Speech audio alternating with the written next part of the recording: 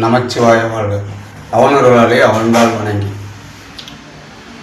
Sun உயர்கணித சாரஜோதத்தின் மூலமாக இன்று எதை பார்க்க போகிறோம் என்றால், அது போன எபிசோடில் சூரியனுடைய முழு காரகத்துவம் போட்டிருந்தோம்.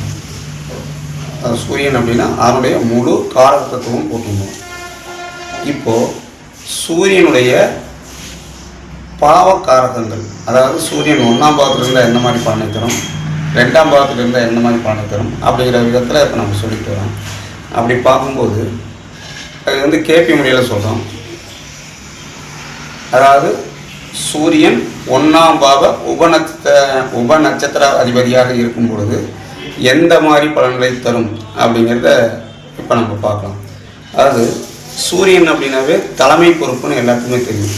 எதையுமே முதன்மையாக நின்று செய்யணும்னு அவங்க நினைப்பாங்க.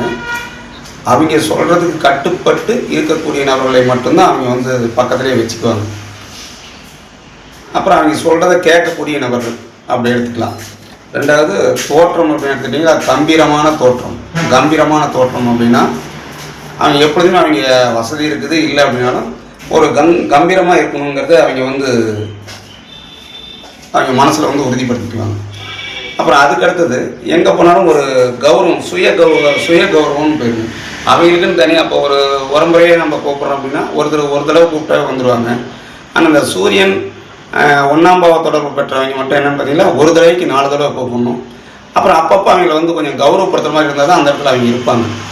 இல்லை அப்படின்னா ஏதோ அவங்களுக்கு சரியான மரியாதை கொடுக்காத மாதிரி அவங்க அப்படியே இடத்த விட்டு நவுந்துருவாங்க. அல்லது கொஞ்சம் அவங்க முகமே கொஞ்சம் வாட்டமாக இருக்கிற மாதிரிலாம் இருக்கும்.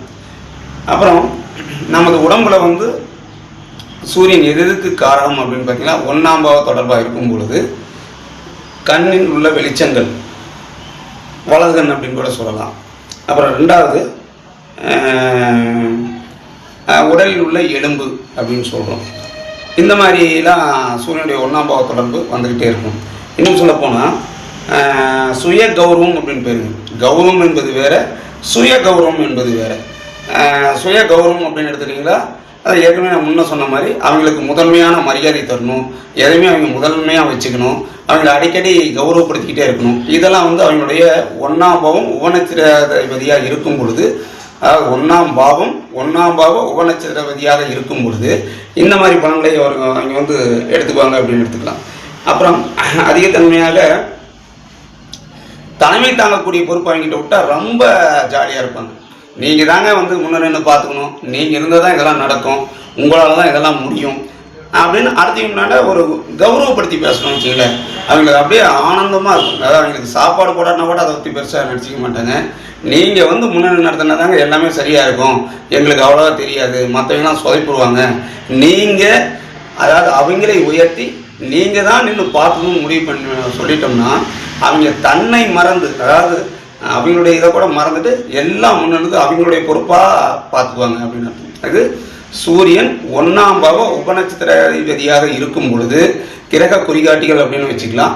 இப்போ இருக்கும் பொழுது அந்த மாதிரி பலனை தருவதற்குண்டான வாய்ப்புகள் அதிகமாக இருக்கும் அப்படின்னு எடுத்துக்கலாம். இது சூரியன் 2ஆம் பாவ உபநட்சத்திராதிபதி. 2ஆம் பாவம் அப்படின்னா வாக்கு, பணம், பொருளாதாரம் இதெல்லாம் சார்ந்த விஷயம்.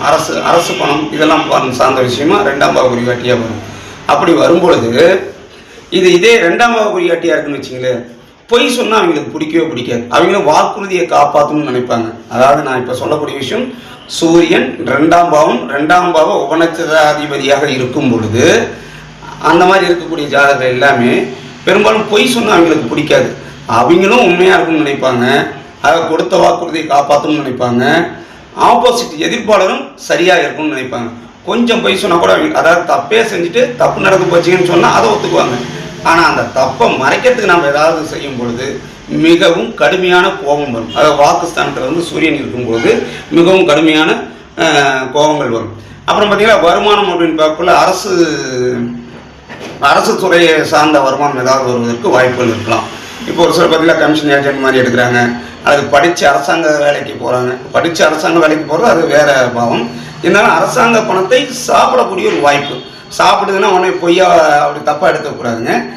அரசாங்க கான்ட்ராக்ட் எடுக்கிறது அல்லது அரசாங்கத்துக்கு சப்போர்ட் பண்ணுறது, அரசாங்க நண்பர்கள், இந்த மாதிரிலாம் இருக்கிற மாதிரி இருக்கக்கூடிய ஒரு வாய்ப்பு கண்டிப்பாக வரும். அப்புறம் இன்னொன்று பார்த்தீங்களா, அரசாங்கத்திலிருந்து வெகுமதிகள் வாங்குவது, பரிசு வாங்குறாங்க இல்லையா, பாராட்டு, இவரால் இந்த காரியம் செய்ய முடியுதுன்னு ஒரு உயர் அதிகாரிகள் வந்து இவரை வந்து பாராட்டக்கூடிய ஒரு வாய்ப்பு இதெல்லாம் இருக்கும் அப்படின்னு எடுத்துக்கலாம். எது? சூரியன் 2ஆம் பாவ உபநட்சத்திராதிபதியாக இருக்கும் பொழுது நான் மேற்சொன்ன காரணங்கள்லாம் சரியாக இருக்கும் அப்படிங்கிறத நான் இந்த எபிசோடோட இதை நான் முடிச்சுக்கிறேன். இன்னும் சூரியனை பற்றிய இன்னும் 10 காரகங்கள், கிரக காரகங்கள், இன்னும் நிறைய சூரியனை பற்றி நிறைய எபிசோட் போடலான்னு இருக்கேன். இதை ஒவ்வொரு முறையிலும் நீங்கள் தெளிவாக பார்த்துக்கிட்டே வந்தீங்களா பலன் சொல்வதற்கு ஏதுவாக இருக்கும்னு நான் நம்பிக்கை தெரிவித்து நமச்சிவாய வாழ்வு அவனர்களாலே அவன்தாள் வணங்கி